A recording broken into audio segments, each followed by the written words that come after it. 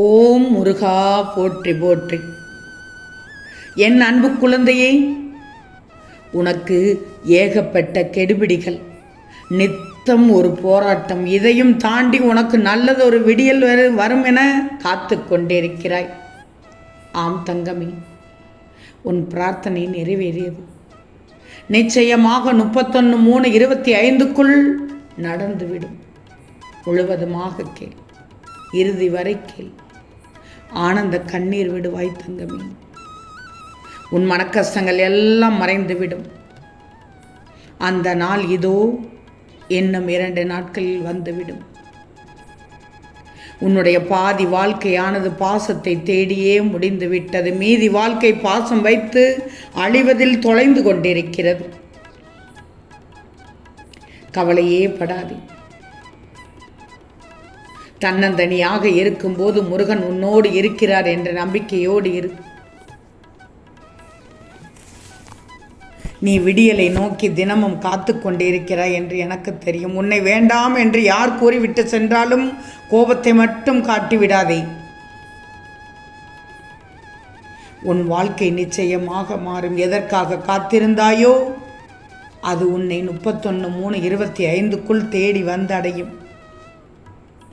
அதனால் நீ நினைத்த வாழ்க்கை உனக்கு கிடைக்கும்.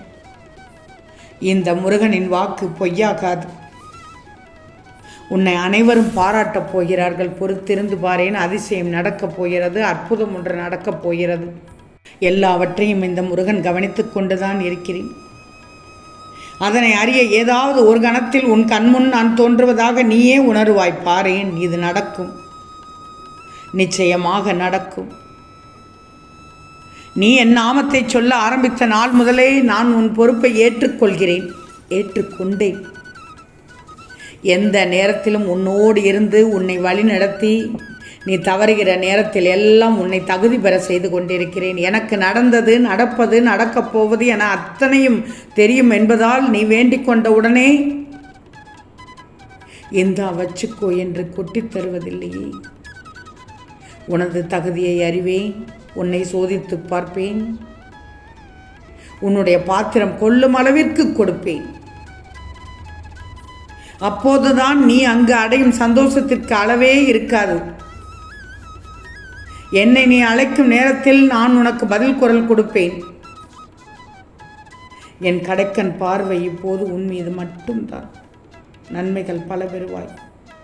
யார் என்னை அதிகமாக விரும்புகிறார்களோ அவரை என்னை எப்போதும் பார்க்கிறார்கள்.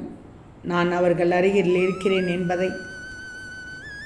உன் வாழ்க்கையின் சூழ்நிலையை மாற்ற இந்த திருச்செந்தூர் முருகன் இருக்கிறேன். நான் இருக்கும்போது உனக்கு எந்த பாதிப்பையும் வரவிட மாட்டேன். வரவே வராது. நல்லது நடக்கும். எல்லா ஆபத்துக்களிலும் இருந்தும் காப்பாற்றப்படுவாய். அனைத்து துயரங்களிலும் இருந்தும் முழுமையாக காப்பாற்றப்படுவாய்.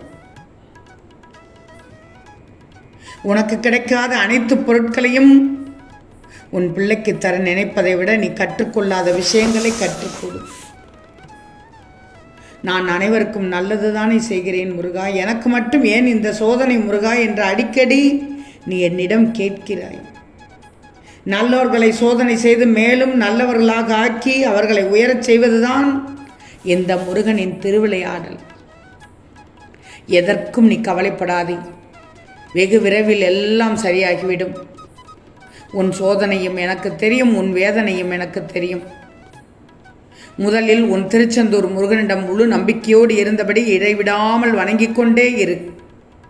என்னை நினைத்து கொண்டே இரு. நான் உனக்கு பல அற்புதங்களை நடத்தி காண்பிக்கிறேன்.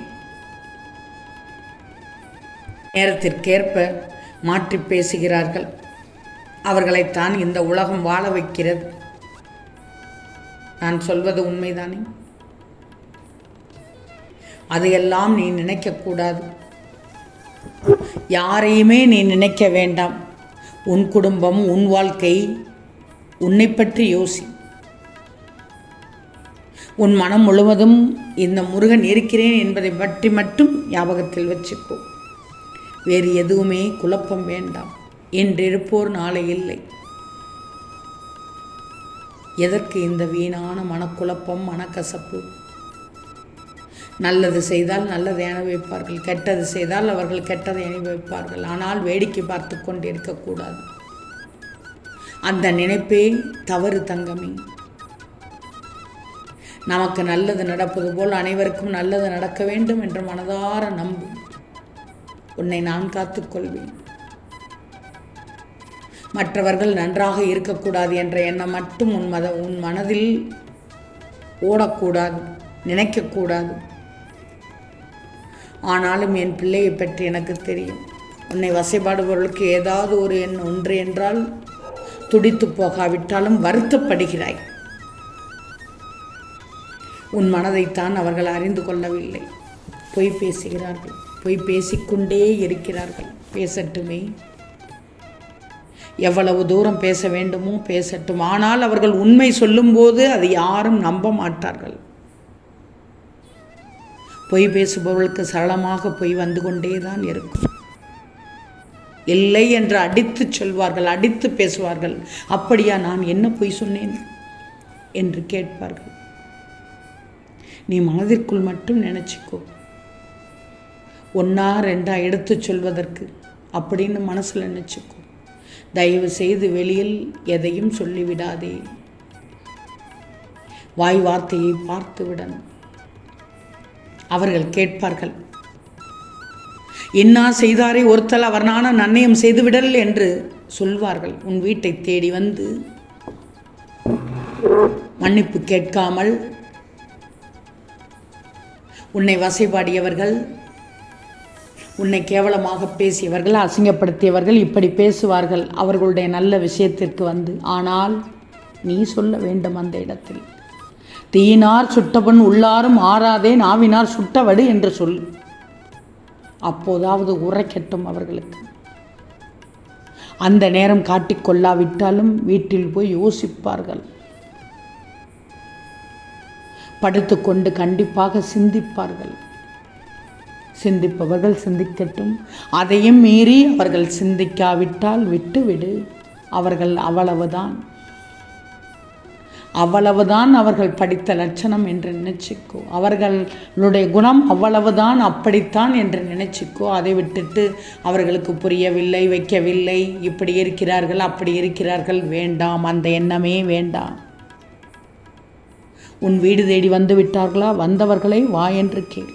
எதிரிகள் என்றாலும் வா என்று அழைக்க வேண்டும். அதுதான் பண்பாடு, நாகரிகம். நீ சரியாகத்தானே செய்த, நான் பார்த்து கொண்டு தான் இருந்தேன். நீ என் பிள்ளை, தங்கப்பிள்ளை, செல்லப்பிள்ளை, வைரப்பிள்ளை. அவர்களுக்கு புத்தி புகட்டும் போது நான் புகட்டி பார்க்கிறேன். அதையும் மீறி கேட்காவிட்டால் அவர்கள் வாழ்க்கையில் எந்த அனுபவத்தையும் எதையும் கற்றுக்கொள்ளட்டும். கவலையே படாது. நான் இருக்கிறேன் உனக்கு. உன் பிரார்த்தனை அனைத்தையும் நிறைவேற்றி விடுவேன். இன்னும் 2 நாட்கள் பொறுத்திரு. ஆம் தங்கமே. ஓம் முருகா போற்றி போற்றி.